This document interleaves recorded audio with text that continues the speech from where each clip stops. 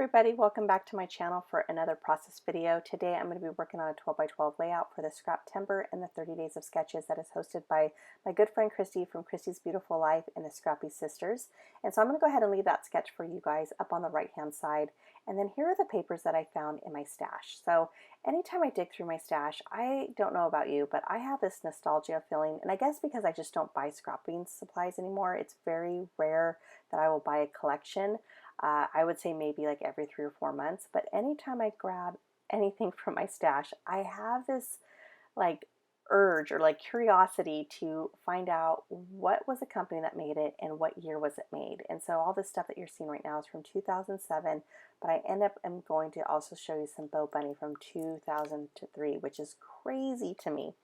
So here is this paper that is by Making Memories, and I love it even though it does have a glossy finish. I usually prefer matte finish with paper. I was going to make it a 12 by 12, and then I was going to take that orange scrap paper of cardstock, and I was going to basically take, instead of a circle that is in the sketch, I was going to use a cut file to cut out a pumpkin. But as I was adhering this photo down to the white cardstock, I realized that this photo is pretty loud.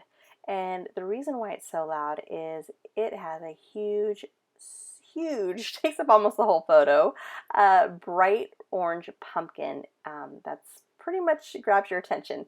And so I was like, ooh, if I do a huge pumpkin, orange pumpkin as the background, and also this photo, that is going to be too much. And so I need something that was definitely going to keep it more of a subtle layout, even though the photo itself is pretty loud.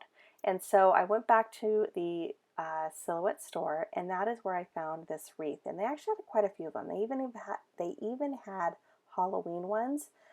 So this one could work whether it be fall or for Halloween. In my case, I decided to do Halloween. And I really like the hexagon shape. It's something different, but I also did something that I don't think I ever done before, and that is I normally 99.9% of the time will take white cardstock to cut my cut files. This time I used black, and it was so fresh and just fun to do. Plus it gave that Halloween feel without screaming Halloween. And when I think of stuff, that is like Halloween, it's usually black, and it kind of represents like dead. And I thought this is going to be perfect. I am going to, even though I'm going to back up the use that use that orange cardstock, and I actually found a smaller piece, so that was even better. I cut that out to back up the pumpkin, but it's going to be very subtle, almost like the pumpkin is almost rotted in that case. And so I thought it was perfect. So I am doing that, and I love the way it turned out. It wasn't overbearing or overpowering at all with that little bit of subtle orange. Now I thought about backing the leaves with green, but then I was like, well, then that represents that the ivy's still alive, and I want it to be kind of rotted and dead. Even though this is not a true Halloween photo, the kids are not dressed up in any type of costume. They were actually on a field trip for I was going to say Disneyland, but Legoland. Sorry guys, it has been a long day and I'm exhausted. But anyways, even though it's still represented, because when you went to the amusement park, this was just a couple weeks before Halloween, and they have a huge Halloween party that they do. And so all the Legos that they built were, these like a witch and Frankenstein and a pumpkin, and it's just so neat to see and just incredible how much work that goes into it. But the kids had fun with the photo op. Now there's that Bo Bunny paper that I was using that is from 2003, and I kind of thought about maybe backing up the full hexagon with that paper that I wanted to use so bad because it's so adorable. I used to have 2 sheets, but I'm only down to 1, so I don't know where that other sheet is. I sometimes try not to use the same like full background for my kids' albums, but anyways, or at least try to give 1 each to each kid. But anyways, I only had 1, and then I thought about using that Bo Bunny paper, and it was just too busy. And even though that Bo Bunny paper is so cute, to have it a full, like even 8.5 by 11 is just too much. So you just need only little pops of it. And I'm gonna be honest, guys, I bought 6 sheets of that. Like, what was I thinking of buying 6 sheets of that paper? So I gotta figure out what I'm gonna do. I'm gonna do something. Anyways, so I went through all of my Halloween papers and I really decided to go with these ones. They were all different and unique on their own way. I even used the one that's cream based, and that did not bother me whatsoever. Now, I ended up not cutting out the bat paper, but I did cut out this orange paper with spiders, and like I said, to me that paper is very loud, so using it in small doses definitely makes it more of a calm feeling on your layout. All right, so there's the strips of paper on how I wanted to do it, and I knew that I wanted to have at least kind of go, I think, all the way to, yeah, as I'm kind of taking measurements, I wanted it to definitely back up the whole paper, but you know me, I don't waste anything. And even though I have so much of this paper, I probably could have, but I end up just cutting it so that way it gives you the illusion that the strips of paper go all the way in the back. Now, one thing that while I'm cutting this is if you have washi tape, like just because it shows pattern, or not pattern, strips of paper, it doesn't necessarily have to be strips of paper. You could use washi tapes, branding strips, I mean, you can even use paint if you wanted to create the strips of whatever it is you want it to be made out of. But in this case, I have washi, but I don't have any Halloween. I'm not a huge washi fan, just because I tend to, at least the ones that I had, they don't stick forever. So I've actually had to go back and use my tacky glue to adhere everything down.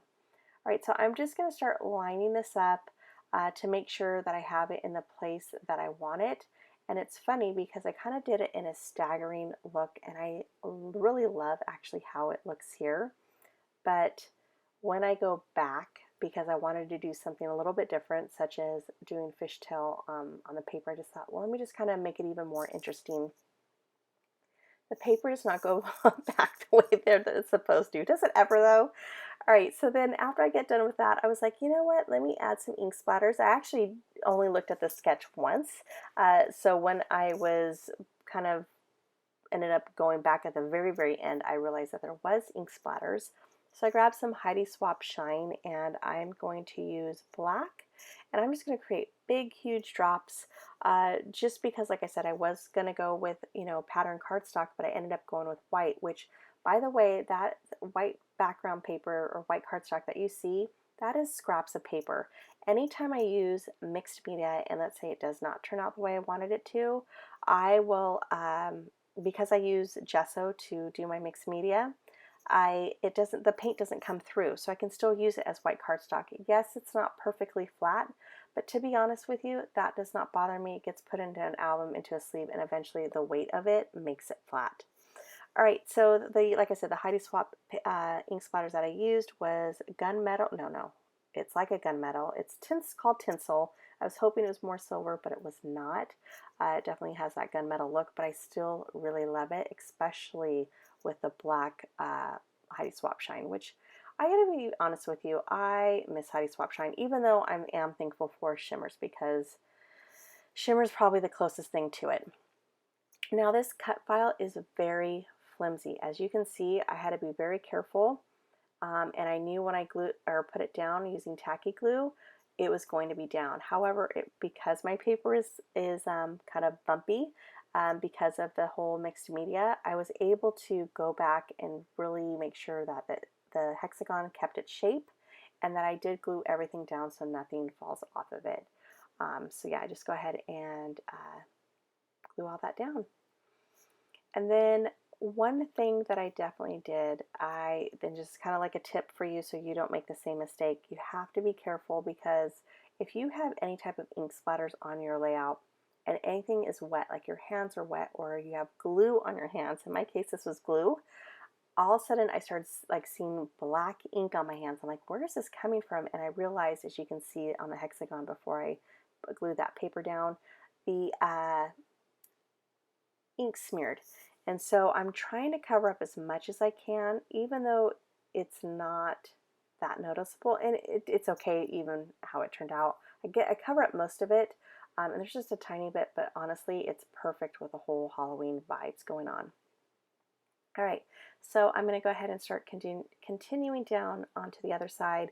And like I said, I wish the paper wasn't so close to the edge, but it is what it is. That's just how it goes. Sometimes papers go back exactly where you placed them, and then other times they don't. And then afterwards, I went through my stash because I just wanted to add a little bit of something else, and that is when I found a Freckled Fawn stamp set. This is when they first announced they were having this embellishment kit, and it's a random stamp set. It has bats in it and then some sayings that don't have anything to do with Halloween, except for one that just says October 31st. But it's the only stamp set that I have that's Halloween, and so I'm going to go ahead and stamp those. And I know I'm kind of jumping ahead, but I also wanted to add that I then am going to go to my dies, and I am going to take the leftover, you see that orange paper? So I used my die cuts to cut out the title Little Boo Crew, and I'm not going to have you watch me glue all that down. I actually do that off camera. But I've been really trying to just use up my stash and my scraps so they don't go back to my scrap bin. So that plain orange cardstock, I actually am going to take a star punch, and I'm going to punch out a whole bunch of stars and glue those down and call this layout done. So I just want to say thank you so much for joining me. I do hope that you enjoyed this layout. If you did, if you don't mind giving me a thumbs up, I'd really appreciate it. And if you're new to my channel, I do hope you consider subscribing because I would love to have you here, and I will talk to you soon. Bye, everyone.